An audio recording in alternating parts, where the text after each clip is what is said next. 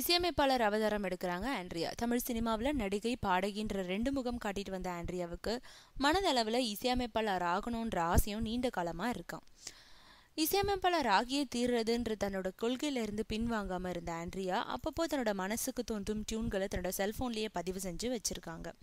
கமலோட விஸ்வரூபம் படத்தில் நடிச்சிட்டு இருந்தப்போ அந்த ஸ்பாட்டில் அப்பப்போ தனியே உட்காந்து டியூன்களை ரெக்கார்ட் செஞ்சதை பார்த்த கமல் அதை கேட்டு பார்த்து ஆண்ட்ரியாவை தட்டி கொடுத்துருக்காரு. அதனால அதை அடுத்து இன்னும் உற்சாகம் அடைஞ்ச ஆண்ட்ரியா இப்போ தான் கதாநாயகியாக நடிச்சிட்டு வரும் தரமணி படத்தில் ஒரு பாடலை எழுதி கம்போஸ் செஞ்சு தானே பாடியும் நடிச்சிருக்காங்க. ராம் இயக்கியிருக்கும் அந்த படத்துக்கு யுவன் சங்கர் ராஜா இசைனாலும் ஆண்ட்ரியாவோட ஆர்வத்துக்கு வழி விட்டுருக்காரு. அதனால ஆங்கிலத்தில் பதிவான அந்த பாடலை தன்னோட படத்தோட ப்ரமோஷனுக்காக இணைச்சிருக்காராம் ராம்.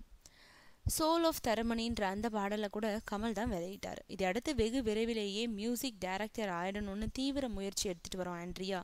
தான் கம்போஸ் செஞ்சு பின்னணி இசையோட பாடி வச்சிருக்கோம் சில டியூன் கேசட்டுகளை முன்னணி இசையமைப்பாளர்களுக்கு அனுப்பி வந்தாங்க. அதை கேட்டவங்கள கௌதம் மேனனுக்கு ஆண்ட்ரியாவோட பாடல்கள் அதிகம் பிடிச்சிடுச்சான். அதனால முழு இசையமைப்பாளராக அவங்கள அறிமுகம் செய்ய முன் வந்திருக்காராம்.